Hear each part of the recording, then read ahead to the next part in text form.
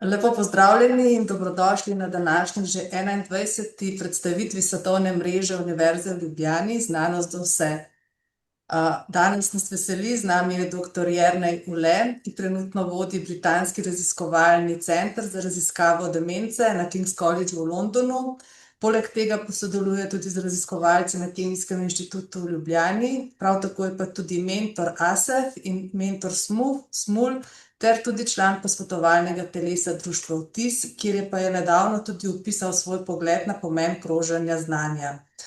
Tukaj bi še posebej izpostavila, da je dr. Jernej Ule tudi pripravljen gostiti študente in študentke Univerze v Ljubljani, ki bi bili zainteresirani za opravljanje gostovanja pri dr. Uletu na King's Collegeu v Londonu.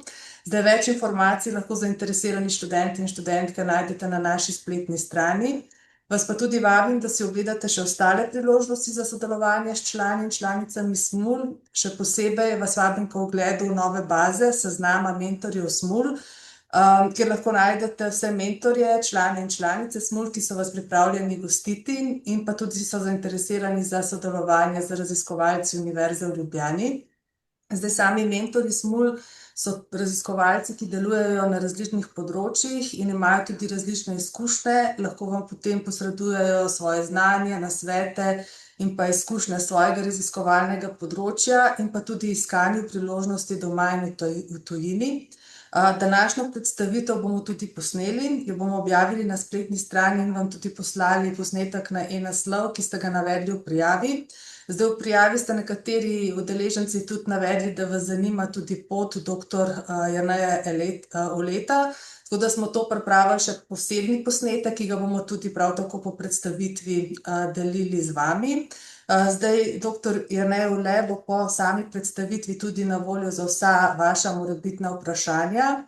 Bo pa dogodek v nadaljevanju povezovala doktorica Mihaela Pavličev, ki je evolucijska biologinja in deluje na Univerzi na Dunaju, ter tudi trenutna predsednica SMUL in ji sedaj tudi predajam besedo. Lepa hvala, Katja. Pozdravljeni tudi v mojem imenu. Katjinim informacijam ni veliko dodati. Zelo me veseli, da imamo danes današnjega gosta Jerneja Uleta.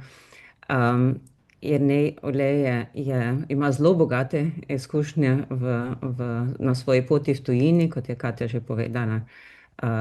En kratek pogovor smo posneli tudi o tej poti, o njegovem razmišljanju, o karieri v znanosti.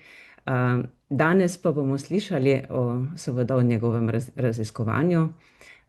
Dr. Ule je mogoče najboljše opisan kot RNA biolog, ki se posebej ukvarja z kompleksi RNA in proteinov. In to v kontekstu nevrobiologije. Veliko publikacij, veliko uspeha, veliko različnih projektov, tudi kar nekaj evropskih projektov med njimi. In res me veseli, Jernej, danes slišati konkretno o tvojem delu Collective Homeostasis. Tvoj oder. Najlepša hvala, Mihaela.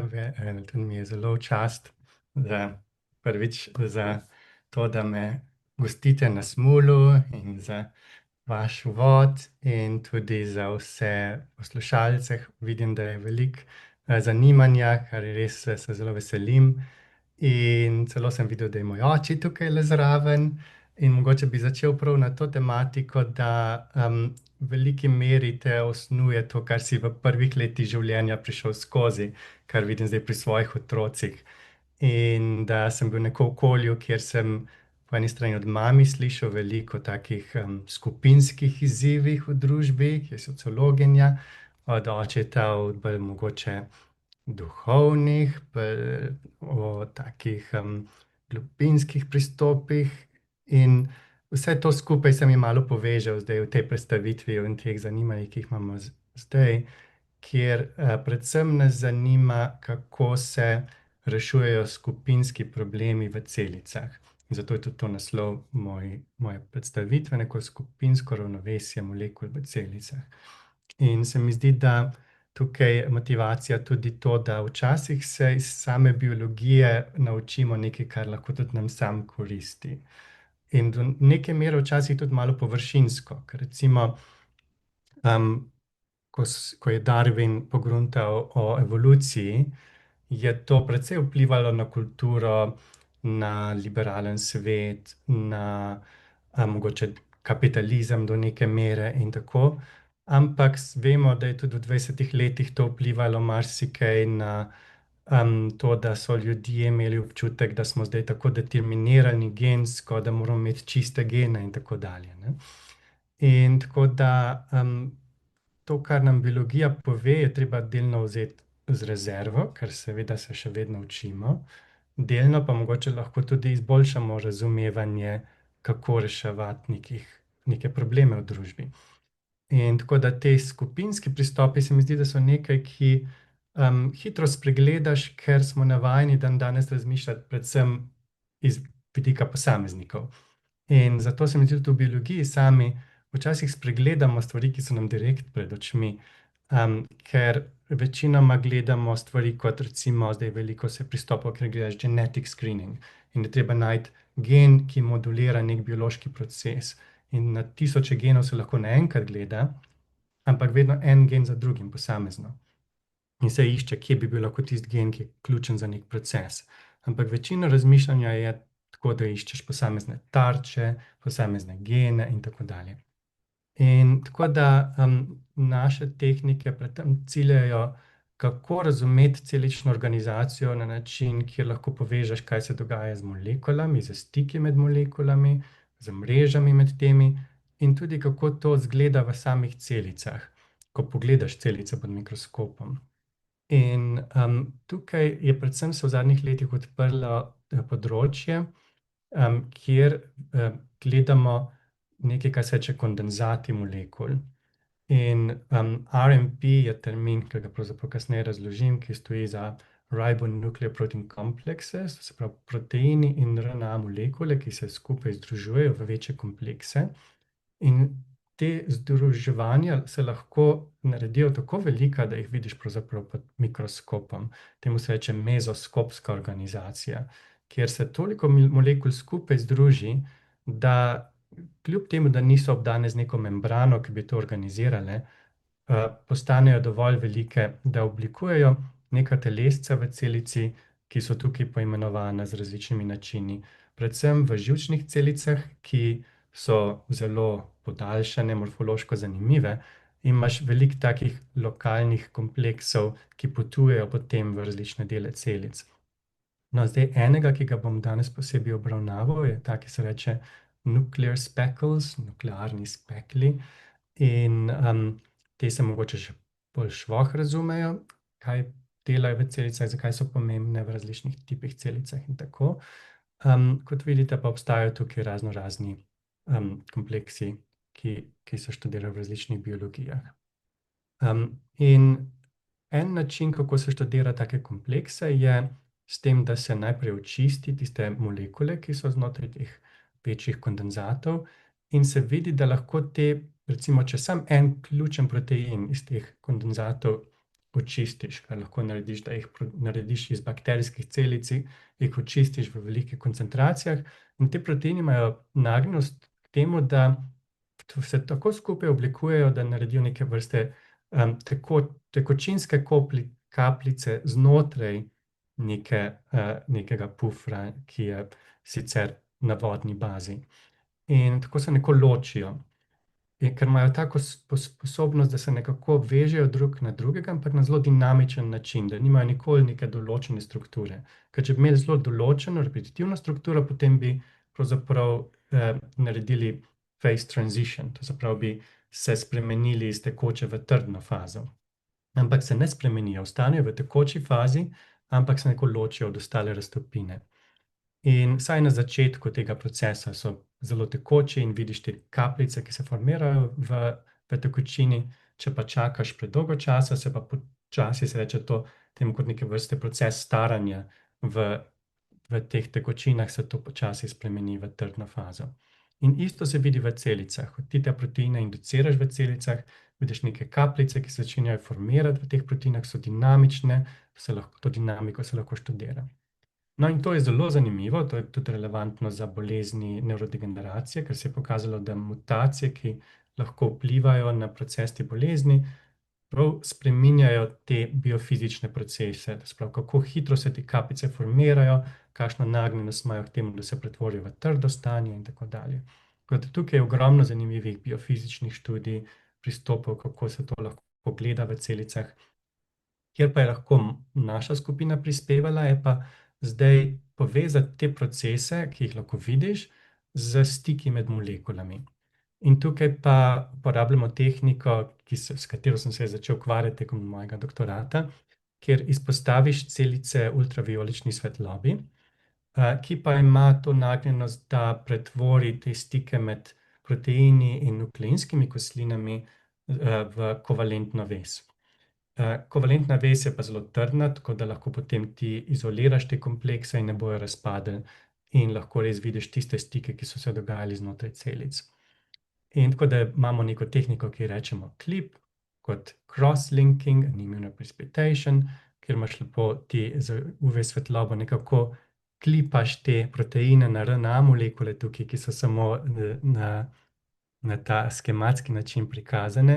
In zdaj, ko jih imaš tukaj pritrjene, lahko izoliraš te molekule, lahko iz RNA molekul pretvoriš v neko knjižnico, kot ti mu rečeš, in s to knjižnico lahko potem na te nove metode sekveniranja, na milijone različnih stikov med molekulami hkrati študiraš. In tako da tukaj lahko, če koga zanima, z veseljem še naprej delim bolj detaljne protokole, ampak zdaj ne bi šel v podrobnosti. Samo rekel bi, da smo tudi že dolgo sodelujemo z zelo velikimi strokovnjaki v računalništvu. Predvsem sem začel delati tukaj s Tomažem Curkom, to je bilo zelo kmalu po tem, ko sem začel svoje lastne raziskave s to metodo CLIP delati, in seveda jaz nimam močnega računalniškega ozadja in sem rabil sodelavce tukaj, da smo lahko iz podatkov dobili neke principe, s katerimi smo lahko potem nadaljevali poskuse. Tako da tukaj sem se povezal predvsem s Tomažem Curkom in sodelavci iz bioinformatskega laboratorija v Ljubljani že leta 2008, in potem sva sodelovala več kot 10 let, kar je tudi vodilo v razvoj bioinformatskega orodja, ki se mu reče iCount, ki je še zmeraj orodje, ki ga uporabljamo. Tomaž je iz tega tudi naredil lep spletni vmesnik, ki so ga potem uporabljali vsi sodelavci, ki so to metodo uporabljali. Dolgo časa je bil to edini način, kako analizirati podatke.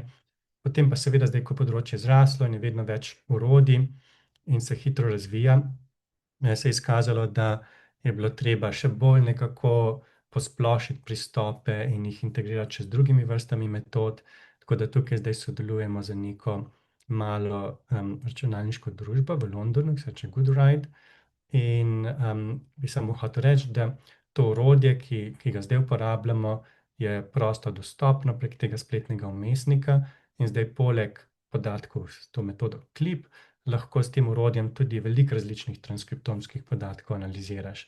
Tako da je vsekakor nekaj, kar mogoče nekdo, ki se začenja ukvarjati s temi področji, ali pa nekdo, ki bi se rad seznanil s temi podatki, lahko s to platformo takoj začne delati, ni nobenih omejitev, in se s tem tudi seznami z javnimi podatki, jih lahko neko vizualizira in tako. Tako da tudi za učenje, recimo študenti, je to zelo koristno orodje. No, zdaj, da se pa lotim malo bolj takih splošnih vprašanj, s katerimi se ukvarjamo. Prvo, kot sem omenil, delamo s temi kondenzati molekul, in da si lahko tukaj malo bolj predstavljamo, če je RNA tukaj označena kot tele lestvice v plavi barvi, vidimo, da se različne verige RNA dostikrat stikajo med sabo in delajo dvostranske verige, podobno kot DNA molekula. Samo pri RNA to dela bolj kompleksne strukture. Nimaš nekih dolgih verig, ampak imaš kratke delčke, kjer RNA molekule skupaj prihajajo. In potem se lahko proteini vežejo ali na dvoverižne ali pa na enoverižne dele RNA molekul, in ponavadi proteini tudi med sabo se stikajo, tako da vse to skupaj potem na različnih nivojih velikosti se organizira vedno bolj kompleksne organizacije, ki so pa na koncu na tem mezoskopskem nivoju predvsem zelo dinamični, zato se jim reče teh tekoči procesi. No, in ko gledamo recimo, kako to izgleda v sami celici, predvsem v recimo živčni celici, ti imaš celično jedro, kjer se RNA molekula prepisuje, in potem RNA molekule večinoma so sposobne potovati tudi do zadnjih končkov celic. Recimo neke celice, kot so motorični nevroni, imajo celično jedro v hrbtenjači, medtem ko konec celice bo šel pa do zadnjega prstka na nogi. Lahko pri človeku so 1 meter dolge, pri nekaterih sinjih kitih so lahko 30 metrov dolge. In tako da morajo te RNA molekule zdaj skupaj s proteini potovati čez te dolge razdalje, da lahko omogočajo tvorbo novih proteinov na različnih koncih delčkih celic. In to potovanje teh RNA molekul je zelo zanimivo in zelo dinamično. Veliko sprememb se dogaja tekom tega procesa in tudi zelo je sposobno nekako čutiti kontekst, kaj se dogaja v celici in kdaj je potrebno delati nove proteine. In tudi se zavedamo, da je v živčnih celicah, se tiče teh stikov med proteini in RNA, nekaj posebnega. Ker veliko bolezni, ki so vezane na nevrodegeneracijo, predvsem pa tudi druge vrste nevroloških bolezni, je vezane na mutacije in spremembe v teh proteinih, ki se vežejo na RNA. In večina teh proteinov je pravzaprav izražena v vseh celicah. Niso specifične za živčne celice, ampak vse mutacije povzročajo probleme samo v živčnih celicah. Zato nas zelo zanima, zakaj so živčne celice tako posebej občutljive na neke spremembe. In 2 razloga sta zelo očitna. Prvič, te celice se ne delijo, ko so enkrat po rojstvu formirane, tako da morajo ostati žive celo življenje, in če se napake pojavljajo in nalagajo čez čas, je zelo težko to rešiti, recimo na ta način, da bi se enostavno celica razdelila, pa bi se ena hčerinska celica pol lahko mogoče lažje preživela ali kaj takega. Se nikoli ne morejo obnavljati na tak enostaven način. In drugič, ker so te podaljški res nekaj posebnega, ker se te potovanje molekul po podaljških potrebuje neko oblikovanje nekih kompleksov, ki so dovolj stabilni, da se ne bo RNA nekako razgradila tekom procesa ali pa že mogoče začela napačno regulirati, je tukaj tudi zelo veliko specifik pri regulaciji. In teh še ne razumemo dovolj dobro, da bi lahko te bolezni popolnoma nekako celotni potek bolezni modelirali in s tem tudi našli načine, kako jih pozdraviti dokončno. No, ampak naša strategija pri tem študiju je tako, da prvič moramo razumeti te stike med molekulami. Tukaj je veliko različnih elementov v proteinih. V proteinih imamo veliko teh regij, ki se mu reče disordered regij, so pa regije, ki nimajo določenih struktur, ki so zelo pomembne pri teh nekako tekočinskih oblikah teh kompleksov. Pri RNA molekulah je zelo pomembno to, da imamo ponavljajoče sekvence, ki jim rečemo multivalent sequence, in da ima RNA tudi zelo zanimive strukture, ki še ne razumemo dobro. In te stvari je treba še razumeti. Drugič, ko hočemo razumeti, kakšna je vloga teh različnih skupkov, moramo razumeti, kakšna je vloga v transportu teh molekul in pri njihovi lokalni regulaciji translacije, kjer se bo podprotein, kje in kdaj natančno v celici se bo iz teh molekul zdaj prevedel protein. In pristopi na podlagi tega znanja, ki jih razvijamo, je tem, da lahko po en način poskušamo malo spreminjati tvorbo teh kompleksov, kjer vidimo, da nekaj ne gre čisto dobro, ali pa poskušamo popravljati regulacijo tistih RNA, kjer vidimo, da nekaj ne gre čisto prav. Orodja, ki so tukaj zelo pomembna, so po eni strani bioinformatika, po drugi strani pa to, da lahko človeške celice gojimo in moduliramo interakcije človeških celic. Ker vsaj pri teh elementih znotraj RNA molekul je evolucija precej hitra in so elementi, ki so precej specifični, ki jih recimo tudi v miših ne boš več imel in ki so lahko mutirani pri človeku in v boleznih. Zato lahko iz teh, ko se reče, odraslih zarodnih celic, ki so pravzaprav narejene iz celic odraslega človeka kot kožnih celic, recimo, se lahko potem pretvorijo neke pluripotentne celice, iz katerih lahko potem različne vrste celic generiramo, med drugimi tudi živčne celice. Z njimi lahko potem študiramo proces bolezni v celični kulturi do neke mere. No, če gremo nazaj na te biofizična stanja, imamo lahko proteine, ki se vežejo na RNA, in na začetku v neki mali koncentraciji so lahko vse dobro raztopljene v raztopini, ampak pri nekih kritičnih pogojih, nekih koncentracij, pa se lahko proteini začnejo oblikovati v te kapljice, dinamične kapljice. To so vse pogoji, ki se dogajajo v celici in ki so normalni v zdravih celicah. Medtem ko pri procesu bolezni predvsem se pa vidi ta prestop, kjer te tekoče kapljice preidejo phase transition v trda stanja, predvsem v take vrste fibrile, kot jih tukaj vidimo pod elektronsko mikroskopijo.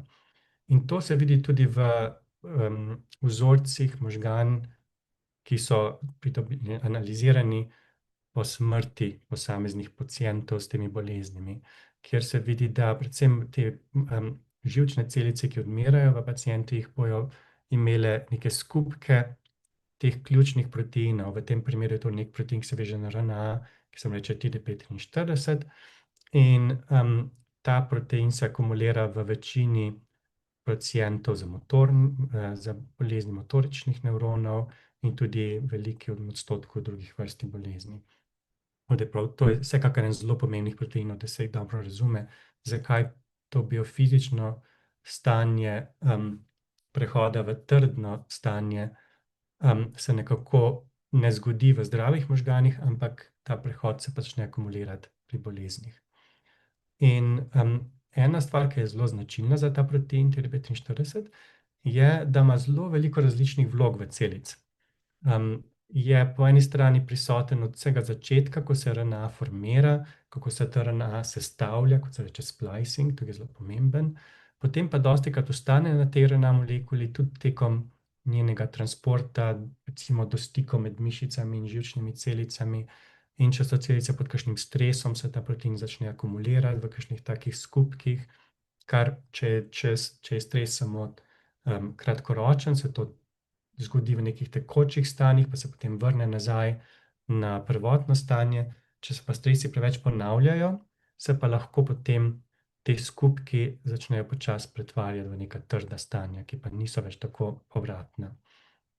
In predvsem zgleda, da te različne vloge proteina, ki se morajo biti stalno v medsebojnem ravnovesju, so nekaj, kjer je kar velik izziv za celice, da to ravnovesje ohranja.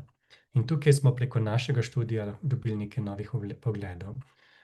Če pogledamo na nivoju samo strukture samega proteina, ki je tukaj napovedan preko tega AlphaFold modela umetne inteligence, lahko vidimo, da ima ta protein neke strukturne regije, te se vežejo direktno na RNA in prepoznajo neke kratke zaporedja na RNA, predvsem zaporedja dveh nukleotidov U in G.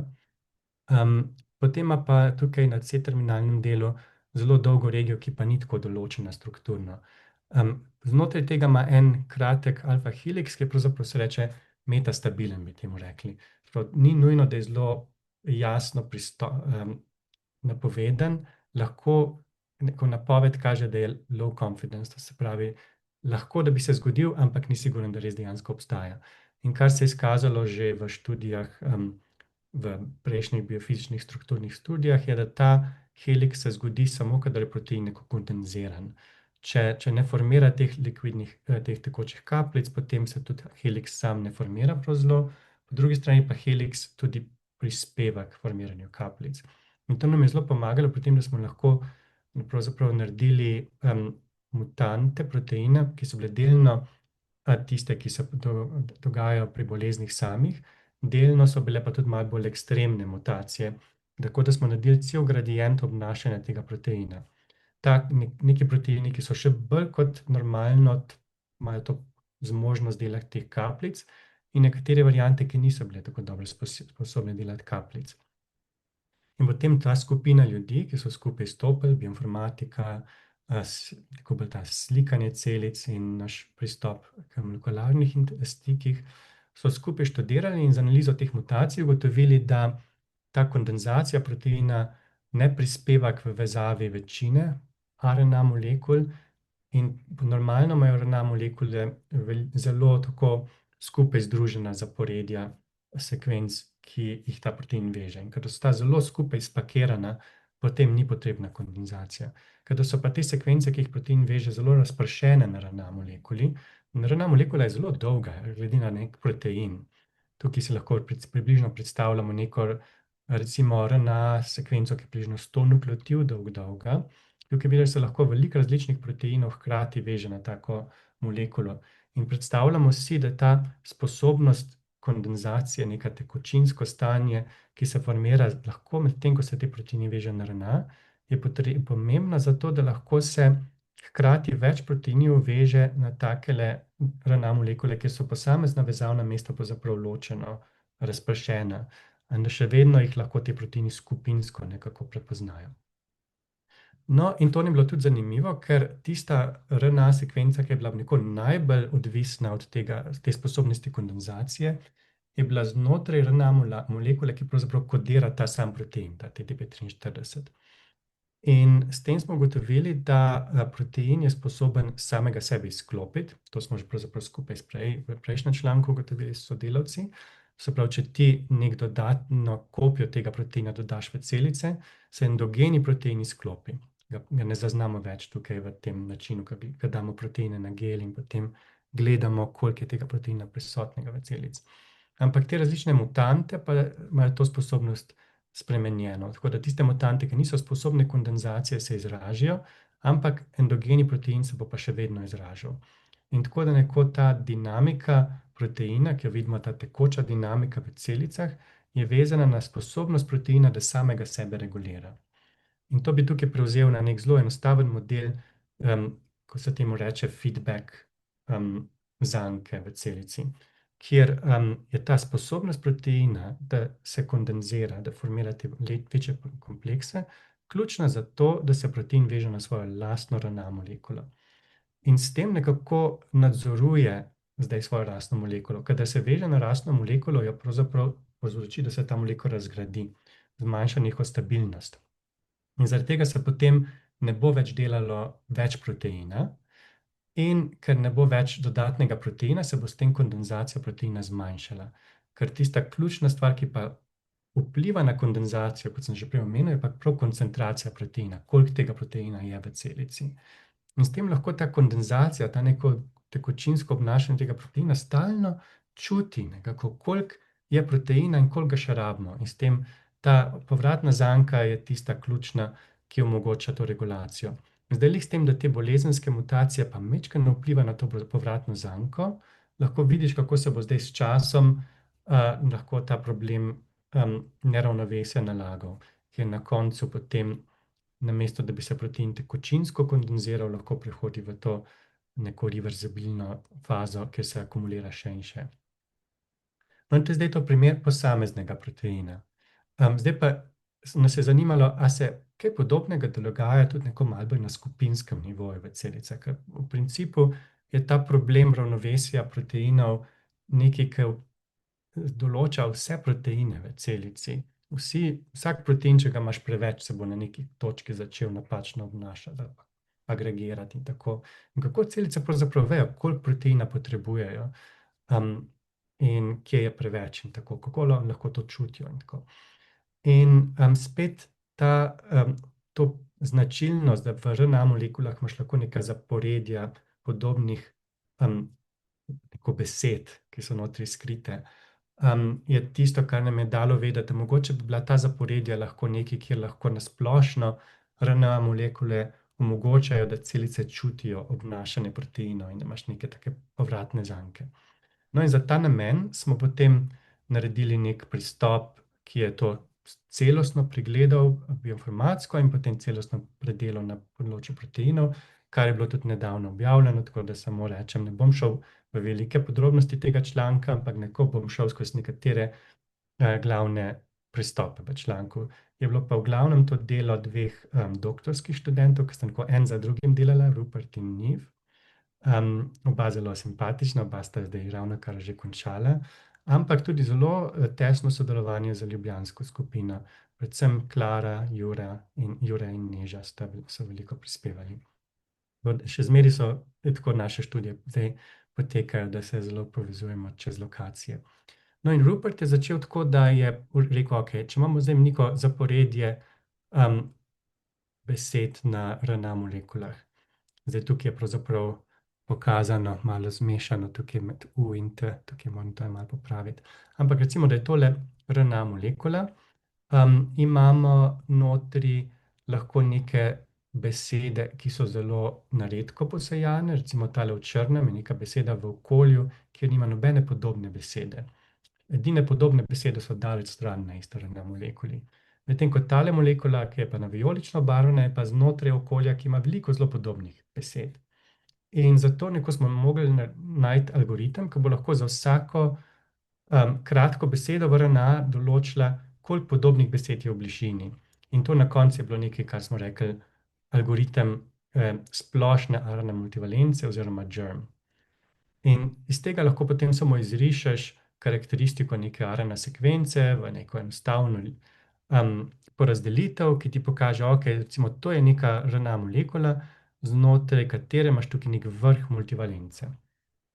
In kar smo potem ugotovili, je, da deli proteinov, ki jim rečemo low complexity domains, spet se oproščam, ker zdaj tukaj ne vem, če sem še to razložil, v predstavitvi LCD pomeni low complexity domain, to če zdaj gledaš na proteinski ravni, imaš neke regije, ki so jih že prej anotirali kot nekaj, ki so recimo relativno enostavne sekvence, ki se ponavljajo zelo podobne aminokisline.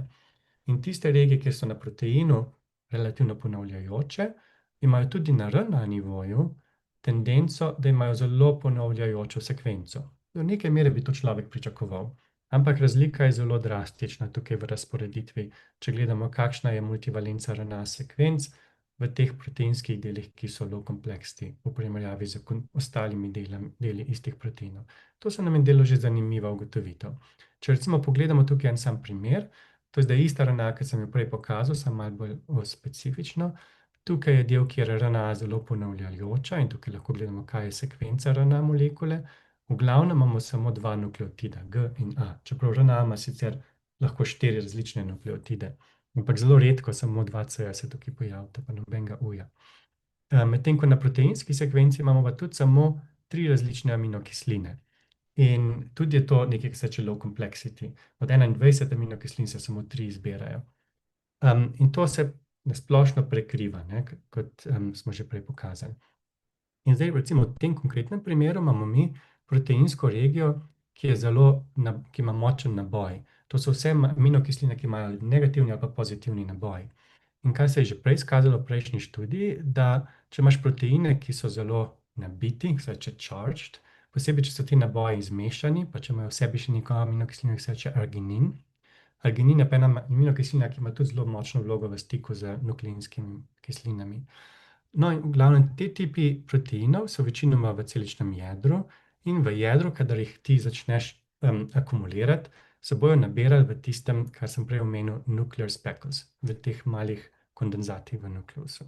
No in to smo mi izkoristili. V tistem prejšnjem članku so naredili to študijo bolj tako iz biofizičnega nivoja, kaj se zgodi, če ti zelo močno te proteine začneš akumulirati. Nas je pa zdaj zanimalo, kaj se pa to bolj nekaj fizioloških pogojih dogaja, kadar se ta akumulacija čisto malo pokvari. In kot se vrnim nazaj, gledamo te nuclear speckles, ki so zanimiv proces, in bom najprej na kratko povzel, kaj smo našli, potem bom pa čisto na hitro še pokazal nekaj primerov podatkov.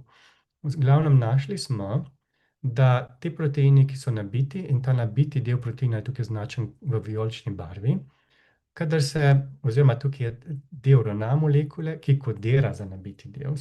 RNA molekuli so ti deli, ki so zelo bogati z purinskimi nukleotidi, tisti, ki bojo imeli informacijo za ta plavi del proteina, ki je pa zelo nabit. No in te proteini, ki imajo v sebi zelo močen naboj, ponavadi grejo v celično jedro in se začnejo akumulirati v teh predelih, ki se mu reče speckles. na tak tekoči način. To se pravi, te tekočinske kapljice delajo. Zanimivo, da takih proteinov imamo na stotine različnih proteinov, ampak vsi imajo isto tendenco, se pravi, vsi bojo šli v isti del, se pravi, da tukaj ne gre za neko samo akumulacijo enega samega proteina, ampak v normalnih celičnih procesih bi pričakoval, da se bo tukaj na stotine različnih proteinov skupaj nekako srečevalo in s tem celica stalno meri, koliko je neka skupinsko obnašanje teh proteinov. No, in ko se te proteini akumulirajo nad neko stopnjo, ki je normalna za celico, se potem začnejo tudi določene RNA molekule neko zatakniti notri v teh speklih. Ker RNA molekule se delajo v jedru in normalno bi mogle iti ven iz jedra, da lahko nove proteine delaš, ampak zanimivo je, da se zelo selektivno zataknejo v speklih glih tiste RNA molekule, ki kodirajo te nabite proteine. In to zato, ker imajo te RNA molekule v sebi ta zaporedja teh purinskih nukleotidov. In tukaj je zdaj neka koda, kjer lahko proteini skupinsko zaznavajo svoje lastno obnašanje in skupinsko regulirajo vse RNA molekule za vse take iste proteine.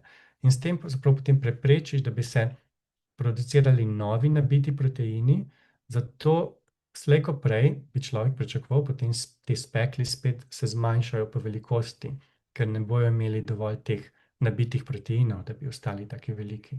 In se s tem neko vrnejo v ravnovesje, da lahko potem sprostijo te RNA in se spet začnejo delati te nabiti proteini na novo. Se pravi, to je vsaj teorija tega procesa. In konceptualno je predvsem tukaj mogoče glavni skok to, da je to skupinska regulacija, da ne gre za nek posamezen protein kot TDP43, ki regulira svojo lastno RNA, ampak potencialno na stotine proteinov, ki ima neko skupno lastnost, ki lahko skupinsko regulirajo vse svoje RNA molekule. In neko s tem regulirajo neko obnašanje celic na nekem večjem nivoju, na tem nivoju teh speklov, teh tekočih kapljic, ki jih lahko celo pod mikroskopom vidiš. In kot sem rekel, ta originalni članek, ki je prvič videl, da se te nabiti proteini akumulirajo v speklih, je pokazal, da ko ti izražiš take vrste protein, več kot čakaš, bolj se v teh speklih akumulira in potem tudi vidiš, da se pravzaprav vse RNA slej ko prej začnejo akumulirati v speklih. Tukaj gledaš samo RNA molekule, tukaj gledaš sam protein, vidiš, se popolnoma prekrijeta. Kar v končni fazi je zelo toksično za celice, ker če celicam zmanjka mRNA molekul, se ne morejo več obnavljati. Zdaj, kar smo pa mi pokazali, je, da če smo nek tak protein, ki je zdaj tukaj v našem primeru pokazan sekvenca tega proteina, izražali v celici in počakali čisto malo. Na prejšnji študiji so počakali več dni, mi smo počakali samo nekaj ur, 4, 8, 12 ur. Smo videli, da zelo hitro potem, ko se ta protein začne akumulirati, tukaj lahko vidiš, kako se akumulira v teh speklih, se tudi začne v speklih akumulirati specifične RNA molekule in predvsem te RNA molekule, ki imajo veliko te G in A nukleotidov, so pa purinskih nukleotidov. Medtem ko vse ostale RNA pa ostanejo nespremenjene. To se pravi, ni to nek fenomen, ki bi vse RNA neko nespecifično zadržal, ampak zadrži samo tiste RNA, ki pravzaprav kodirajo iste vrste proteine. In ta selektivnost je pa pokazala tudi na proteinskem nivoju. Če smo gledali, kakšne vrste novi proteini se zdaj delajo v teh celicah, smo videli, da se te tipi proteinov, ki jih te konkretne RNA kodirajo, zmanjšajo za polovico, koliko jih tej lahko na novo narediš. Ko dejansko to vpliva na to povratno zanko na kolektivnem nivoju.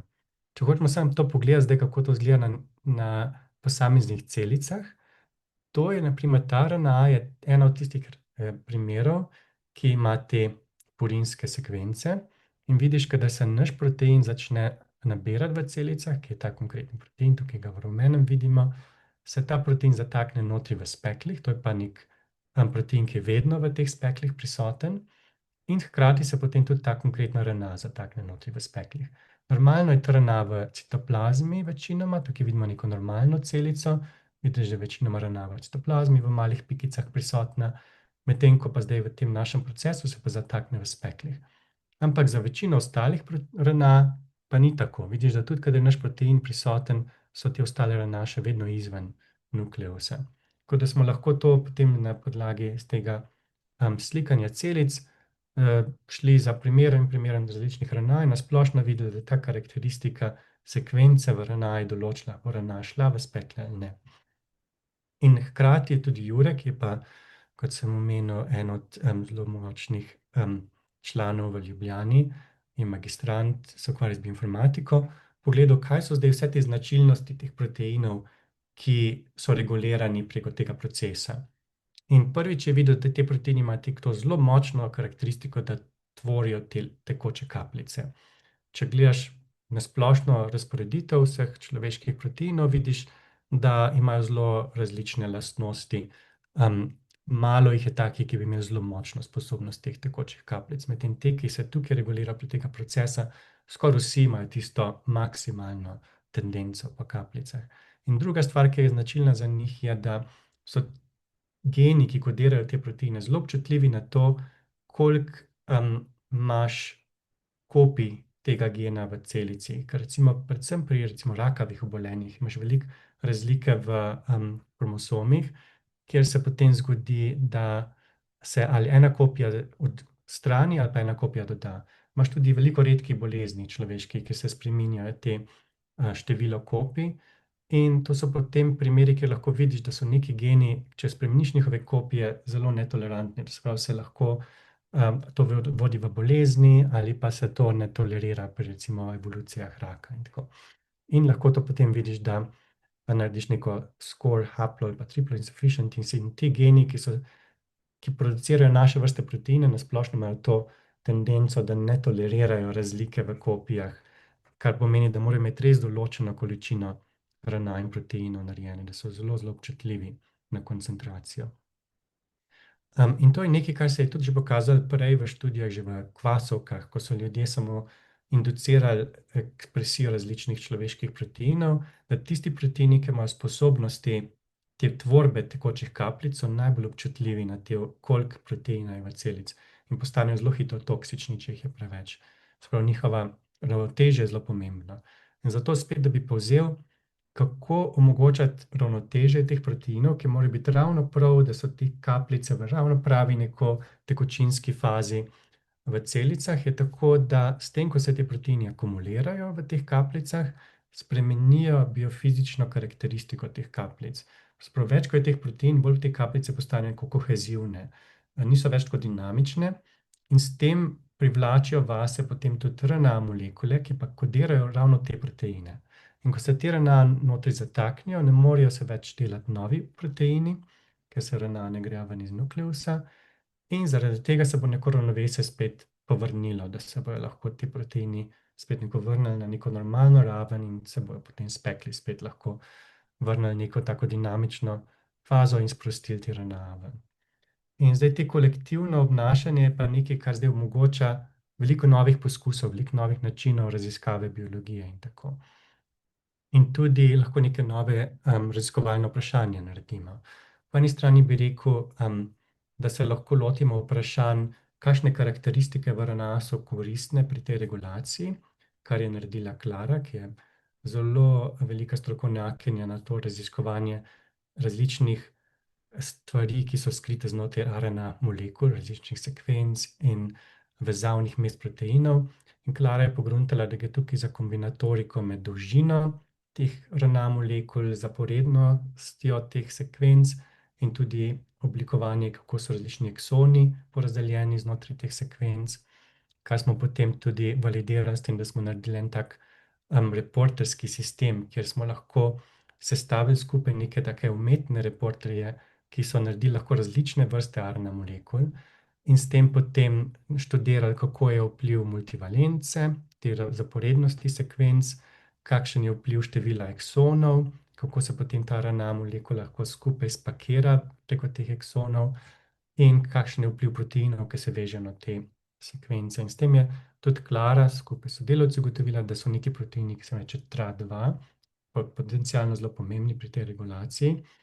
In zdaj bi samo to do konca preskočil na ta končni model, ki pravzaprav pokaže, da ti TRA2 proteini so normalno v celicah porazdeljeni po celem nukleusu, nimajo nekih teh močnih skupkov, ampak kadar celica gre v to stanje, ki se mu reče interstasis, kjer se akumulira notri v spekle ti različni proteini, potem tudi TRA2 se nekako privlači notri v spekle.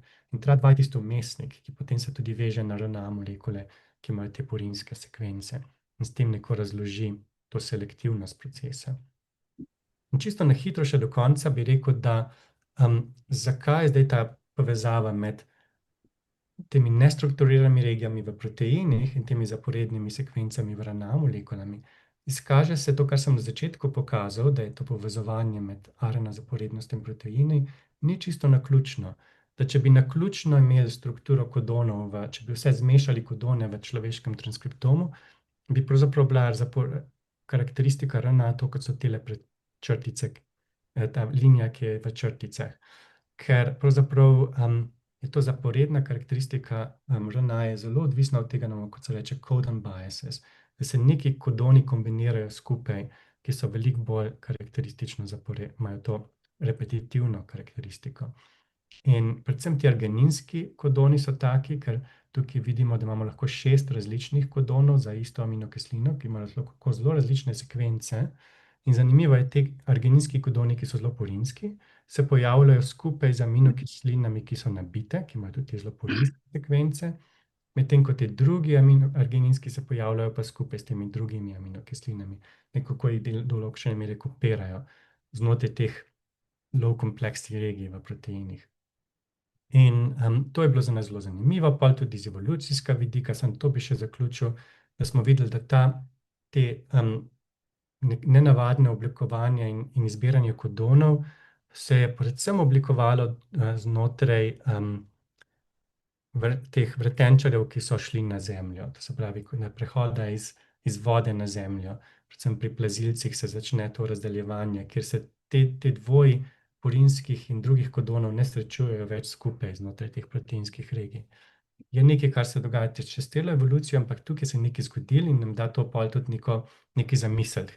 Še zmeraj ne vemo čisto dobro, zakaj se je to zgodilo čez celotni transkriptom, ampak seveda imamo pa lahko vsaj nekaj hipotez, ki jih lahko zdaj testiramo na ta način.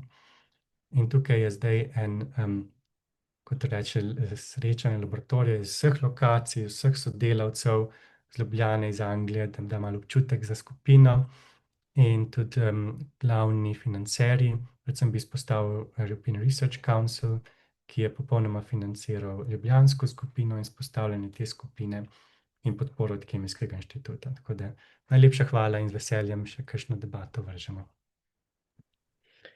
Lepa hvala, res interesantno predavanje. Mislim, da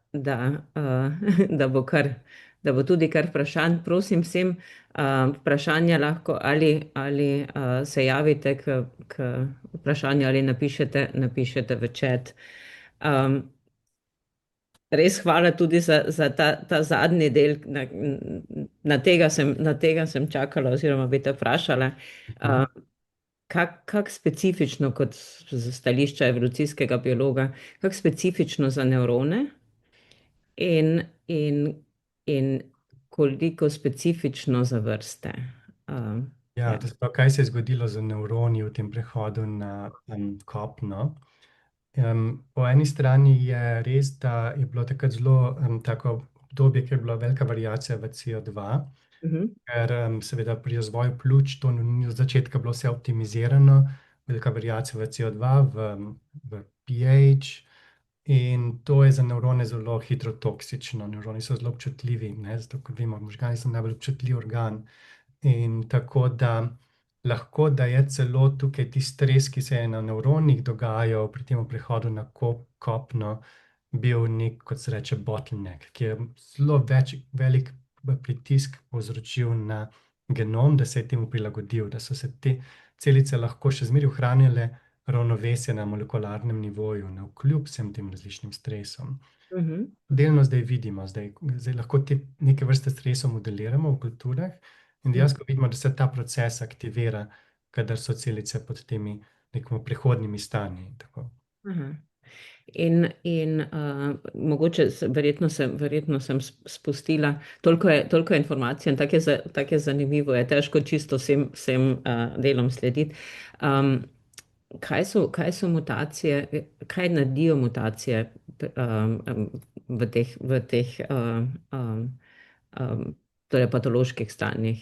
Ja. Pri Kaj teh so? proteinih, ki se vežejo na RNA, je predvsem tako, da so mutacije znotraj teh regij, ki se imenuje disordered regije.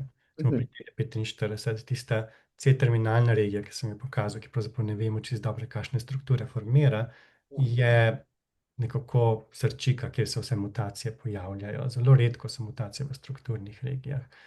Kar po eni strani je tudi razlog, zakaj te mutacije niso strašansko toksične, ker tudi tekom evolucije te disorder regije zelo hitro se spreminjajo. Težko najdeš v njih, kaj je tisto, kar je ključno. Ker če jih primerjaš med, ne vem, od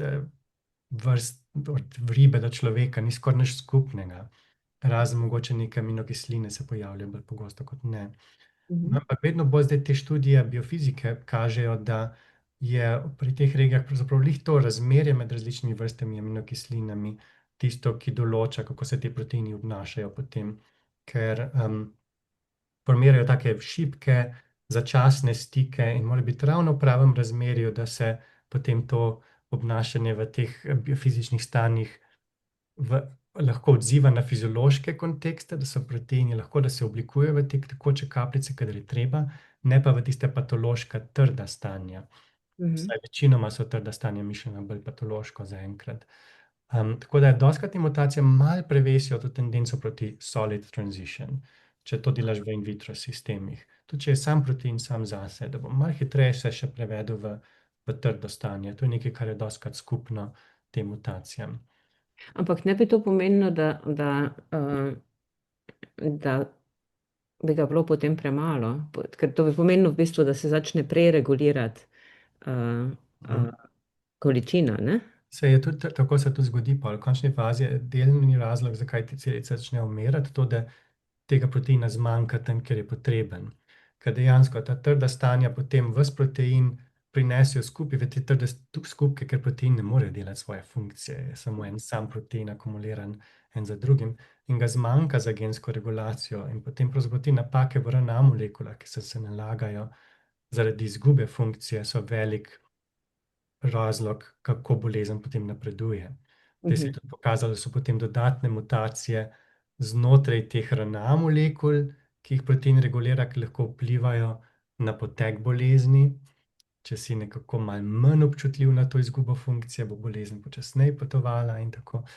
Ampak ja, je vsekako neka povezava po eni strani med tvorbimi teh skupkov, ki so sami po sebi določene mere toksični, ker celica se jih poskuša znebiti in porablja veliko energije za to, in po drugi strani izgube normalne funkcije. Zanimivo. Smemo vprašati še neko vprašanje v zvezi s tem, a je mehanizem iz prehoda iz kapljične v solid, v trdno stanje, je znan, se ve, kaj ga povzroča, se ve, kako se odvija, kaj so vzroki in posledice. Hvala. Je vsekakor ena stvar, ki se jo študira za vsakega od tega proteinov in za vsakega od mutacije. Ne da se posplošiti, vsaka mutacija ima majčkeno drugačen mehanizem, glede na to, kakšne vrste kontaktov vpliva, kakšne vrste, recimo TD45 so nekatere mutacije, ki vplivajo na formacijo tega alfa helix. Ker ta alfa helix tudi interagira sam s sabo in neko podpira to likvidno, to tekočinsko stanje. Tako da ja, nekatere mutacije pravzaprav vplivajo na samo formiranje tega alfa helixa, kakšna je tendenca, nekateri ga malo podaljšajo. In to je recimo en primer, ampak za vsako regijo je malo drugačen tisti strukturni razlog, kako ta mutacija sama deluje. Nekatere mutacije pa pravzaprav vplivajo na sposobnost. Meni, da mehanizma še ne poznate. Mislim, ne, da Se tudi oproščam. ni stvar, ki bi jo naš laboratorij sam študiral, ker nismo toliko biofizično nagnjeni. Da bi bili laboratoriji, ki so bolj strukturno biofizično usmerjeni, saj ne toliko na podlagi posameznih proteinov. Je pa vsekakor veliko člankov na to tematiko, je to ogromno področje zdaj in za veliko mutacij se precej dobro razume biofizično, kako ta mutacija pospešuje to biofizično stanje, ampak vsaka mutacija je svoja zgodba skoraj. In nekatere vplivajo, kako lahko potem prostatski mehanizmi razgradijo te proteine. Ne nujno, da vplivajo na samo tranzicijo, ampak kako so potem dostopne za prepoznanje šaperonov in tako dalje. Ja, res zanimivo. So še vprašanja? V četu je par sporočil. Ja, mogoče kar direktno tukaj vidim. Tako, ja, prosim. Kakšna je, a je struktura stresnih granul homogena? Ni homogena, mogoče ta prvi del najprej odgovorim, po definiciji je heterogena, ker takoj, ko se začne tam karkoli, recimo posamezni delčki oblikovati, se začne potem pretvarjati proti tej solid transition. Recimo karakteristično za ta protein TDP43. Dokler je v nekih heterogenih stres granulah, je to zelo dinamičen proces in je stvar reverzibilna, kjer je skupaj z množico drugih proteinov in RNA molekul, vse med sabo interagirajo in tako. Če pa dlje časa ta stres granule poteka ali pa se nekako stres ponavlja, se pa zdaj, to se je pokazalo, kako je že ime, Hyman, skupina je to pokazala, da tudi in vitro lahko to vidiš v stres granulah, da se s časom začne TDP43 homogeno oblikovati, da znotraj granule dela svoje lastne nekako kapljice, kjer se pa sam nase začne oblikovati in druge člane granul neko izključuje.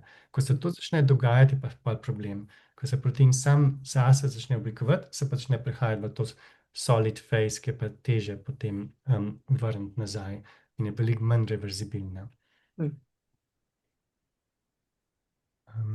In kakšna razlika na notranjosti in površinskosti kapljic? Zelo pomembno vprašanje, spet je Hyman to delno odgovarja, ki pokaže, da so predvsem zelo različne elektrostatske karakteristike na površini. Veliko tega je tudi še neobjavljenega, stvari, ki sem jih sam slišal na konferencah, ki so vezane tudi potem na to, kako se potem oksidativni procesi nalagajo in tako. Tako da vsekakor na mestu vprašanje, ampak zelo kompleksno, da niti sam ne bi znal čisto dobro razložiti. Ampak seveda bojo razlike v različnih del kapljic. Nukleolus je zanimiv, ker ima strukture kapljic. To je ta struktura, ki dela ribosome v nukleusu, kjer imaš 3 različne, kako bi temu rekel, plasti teh kapljic, kjer se potem tudi ribosomi počasi gradijo notri. Se smem vprašati? Ja. Ti si glavno razlagal, kako se znotraj celice, posamezne celice stvari dogajajo. Sam tukaj nastopa običajno veliko v organizmu, je pa več celic na podobnem stanju ali pa v podobni situaciji. Kakšna je pa ta komunikacija med njimi, da je to tako nekako celostno oziroma hkrati ali pa zelo podobno nastopa, da se sporedno razvija? Kakšen pa je ta proces? Ja, zelo zanimivo. Hvala, oči. Prvič, to je vprašanje, ki ga zaenkrat še nismo mogli vprašati, ker to, kar smo zdaj tukaj delali, je bilo zelo osnovni model celic, ker niti še ne interagirajo med sabo. Kar zdaj vidimo, da neke signalne poti obstajajo, ki regulirajo. To smo malo že to v prvem članku objavili, ampak vedno več vidimo različnih signalnih poti, ki regulira potem te proteine, ki grejo znotraj teh kapljic.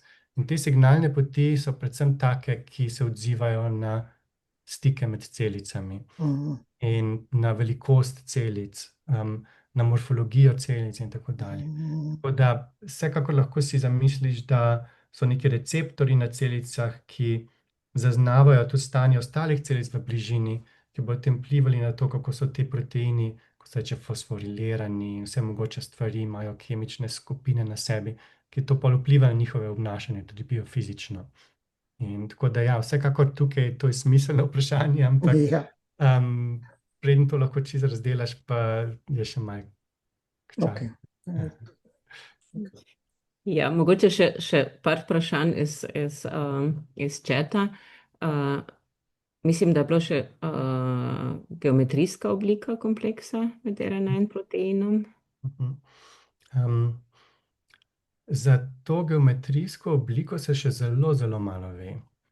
Celotne mRNA molekule, ker je pravzaprav zelo težko izolirati celotno mRNA molekulo iz celice, ne da bi se med tem tudi vse spremenilo, da si recimo siguren, da predstavlja neko celično obliko, ker so tako dinamične. Je pa to ena stvar, s katero se zelo veliko ukvarja ena skupina Elena Conti iz Nemčije, nekaj že na tem objavlja, potem to se gleda recimo pod cryo-EM, tomografijo in tako dalje. In je pa stvar v tem, da je vsaka molekula svoja zgodba, ker so tako dinamične.